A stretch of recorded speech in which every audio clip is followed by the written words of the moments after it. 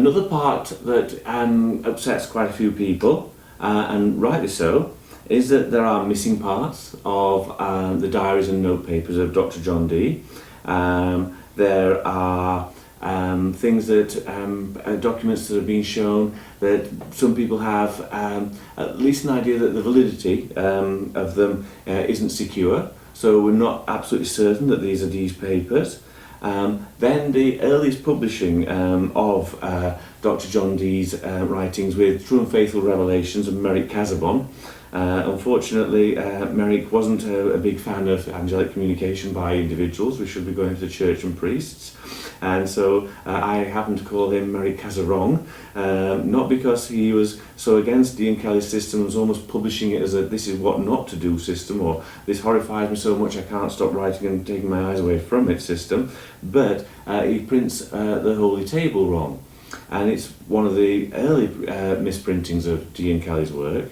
It's thought to be a printer's error. Then there are lots of other errors in some of the recent materials. I won't try and name and shame lots of different books, but various people have either copied a misprinting and kept it active, or have introduced new ones. It is interesting to reflect that as much as Enochian is talked about, and it is very heavily talked about in the Western magical tradition, it's possibly used far less than you might assume from the amount of communication that people have about it, and the amount that people seem to revere it and hold it in such a high esteem, yet it doesn't seem to be used as often as you may think. So these mistakes are very easy to crop up because some people are copying down information into tables, into diagrams, into systems and calls, and they just copy what they've been given and may never have even used it. In the Golden Dawn, they did do a transformation of it.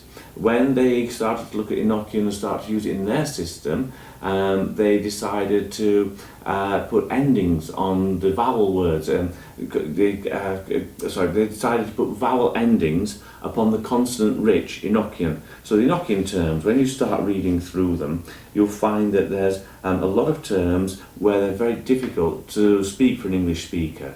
The angels asked them to be spoken in an English voice by an English person, which is rather lucky, but lots of the words, and especially the endings, are quite difficult. So the Golden Dawn, as some people do with Hebrew, decide to put a vowel sound on the end, and to make vowel sounds within the words to give them an easier pronunciation. This, some people find easier and better. Some people think it's a rectified or a perfected system. Personally, I stay with the original, and I go as the angels delivered it to Dee and Kelly, and I go and use that as my connection to this particular magic. I've used the Golden Dawn version, I've used the version from Dee and Kelly, and I prefer the original, but I don't say it's better or worse. And it's a connection that you make, and it's the way that you feel it for yourself. Within all of this, possible mistakes, and there are some, and revisions, you can research Enochian for decades. There's an awful lot of original material out there, some of it very difficult to read if you go back to the original manuscripts. Then if you do try to go into interpretations and other books and write about it, you'll find that books don't agree, so you might need a dozen books rather than just one or two. But the initial contact I think that people should try to make is to get into using the Enochian calls as quickly as possible. If it's a system that works for you, some of the further study may be useful and or not. You do not need to know everything about Enochian to say Enochian, to use Enochian, and to see if it gives you connection back. The paraphernalia that's involved. A lot of the paraphernalia that's described for building an Enochian temple, Dee and Kelly did not have. Some of it they did, and they were told this paraphernalia would help them get their visions. If you wish to go into the paraphernalia, please do. I do not believe any of it is necessary to make the calls. Dee and Kelly made the calls, made the connection with the angels without the need for this paraphernalia. Although it is described and it can be useful, if you've got the time and energy and the money to build an Enochian temple, superb. And I'm sure there is a resonation that the more you put into things, the more you get back things. The more you treasure items, the more they seem to deliver to you. If you put something in a nice frame, it helps the picture itself. It's not just that, but people do believe that these are items with a specific purpose, like putting a piece in a jigsaw puzzle. I don't. I believe I am the piece, and the jigsaw puzzle is to go into the angelic realm and make the communication. So I don't need the paraphernalia. I would usually be communicating with my eyes closed anyway, so everything that I have around me goes in here, and I don't vision and use the paraphernalia as part of my visions. Sometimes it comes to you because you've been in books and doing those diagrams, and some of the paraphernalia can help you go there, but initially I would suggest see if the visions work, and then also see how they work for you and what parts of magic you want to put them into. So if you so wish, you could invest in a show stone and a gold Pele ring and an altar top and several Enochian boards. These are things, some of them do look into and try and, if you wish, reproduce them as Dee and Kelly may have done, although there's sometimes no evidence that they did produce some of the material items. But when you want to go into Enochian, it's very simple, and what we're suggesting here with this course that we're running at the moment in the dark half of the year is that we're after an illumination towards Enochian, and the easiest way to it is to go to the Enochian calls. If you go to the Enochian calls, you'll find very quickly that they're numbered 1 to 18, the first call to the 18th call. The calls at the end have one extra after the 18th call. It is sometimes listed or called the 19th call, but usually it's something along the lines of the call of the 30 ethers or ethers. The ethers are angelic realms. We'll do that one in a moment because that's usually at the end.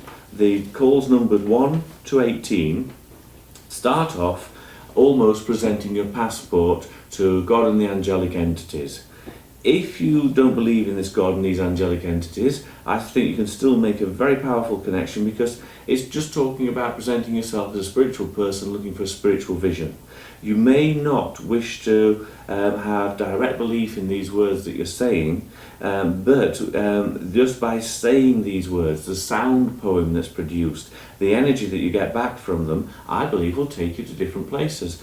You could tell me that it would be the same if I tried to speak a foreign language that I didn't understand, and that I could get a similar connection. This may well be the case. By going to something that the authors, the two gentlemen who got this system, state is an angel language, it gives you some confidence that you're talking to something spiritual, something beyond humanity, of a direct communication level. You're not reading out a shopping list. You're not reading out some basic materials. You are reading out connections that are meant to make you be able to communicate with an aspect of the divine. One of the ideas as you work through the calls is that you enter into this bond with the angels, and the more you create it, the stronger it gets. When you enter into the vision will come after the call and then will end relatively quickly. All vision magic can be broken by moving round afterwards, getting yourself returned to the physical self, turning the lights up maybe, if you have had it in a dim place, eating food, drinking, and chatting and being a bit loud, maybe even being a bit ribald. Sometimes when you're into these visions and strongly attached to them, you can then move around in like a dance trance style of Enochian. That's something that not many people do. Most people sit still, make the call, and experience the vision with their eyes closed. Quite a few, when they come out of the vision, record it down, or some aspects of it. Some things can be extremely personal and powerful. Some things can be a little bit wider lens than that, or bigger atmosphere. Most modern magicians decide not to try and interfere or connect with anything in the outer world, so they're about improving and looking into themselves and having that connection about making them and their world better on a personal level. In the first calls, all you're doing is making a connection, and they're a very good warm-up system. At the end of your 18th call, you have this call of the 30 ethers. Should you wish to make this call of the 30 ethers, you have one place where you can put in the name of the ether, and you can start to make a vision, like a journey to these ethers.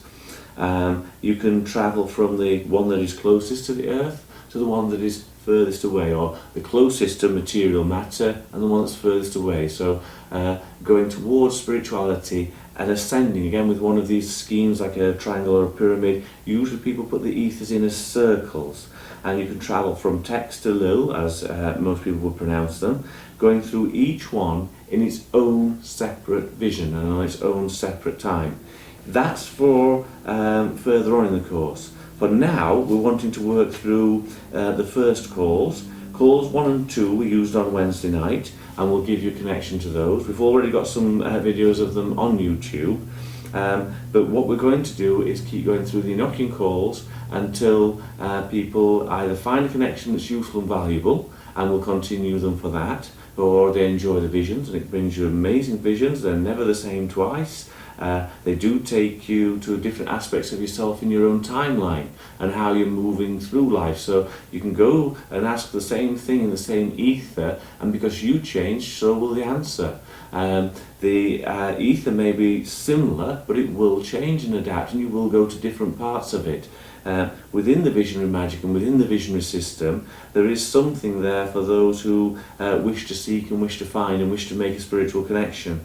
I'm being very plain and simple when I say, if it works, use it. If it doesn't work, leave it alone. But do maybe stick with it, because somewhere in the future you'll go to an event and they'll use a little bit of Enochian. Somewhere you might go to an event and they'll use Enochian calls 1 and 2 just to open or begin any form of magic. I'm a very big fan of using Enochian call number 7 to enter into and to set a scene. Just the sound of the words sets a state. If you believe that it's a communication with angels and God, that's wonderful. You don't have to do so. If you just hear the sound and follow the sound and enjoy the atmosphere, you're not in any way debasing it or taking it to a place it wasn't meant to. You're just using it in your way, for your life, for your magic. Enochian is talked about lots, is used little, but it is useful to have it as an understanding that you have about you and your magic and the way that you interact with the magical world and those around you. I really do heavily say, get involved with Enochian and get the chance to be a part of the calls and to use them. So for next month, we're going to have already done calls 1 and 2, and we will give you a look at those. And also next month, we'll progress through doing the Enochian calls. For now, that's a very quick interpretation of Enochian magic and some of its history and tradition, just as a introduction, a beginning to give you something of interest, hopefully, of knowledge and a slight understanding to get you to progress towards the magic that's available. If you wish to be touch Kabbalic on this, we've got Chokmah and its wisdom, we've got Binah and its understanding, and we've got Keter at the top of the tree, the 3 supernals. Depending on how you want to picture your tree, whether it's front or backwards, these 2 move around. So the one in the middle stays the same. But wisdom and understanding, if you have these 2 as your 2 halves of your mind, if you have the knowledge of Enochian, the wisdom of Enochian, and if you have an understanding of your nature, these 2 will connect, and in the centre of their connection you'll have a clear pathway up to Keter, and as they connect they do a rainbow bridge to Keter. Part of John Dee, if he was thinking in his Kabbalistic mind and worlds, is that he had knowledge and wisdom already, an understanding of the world was delivered to him by his wisdom, but he also had an understanding that was more emotional, so he had his rational and his emotional halves. These 2, when connected, gave union, gave spirit, gave power. In connecting with the Enochian angels, you do use both sides of the brain, and once you've made that connection, you'll find that there's a powerful force flows through that is an angelic, godlike connection, if you wish it so to be, and it's one that won't overwhelm you and overthrow you. It will never take over your life, because that's not what it's about. All it is opening a brief doorway for a few moments to develop into a connection with God.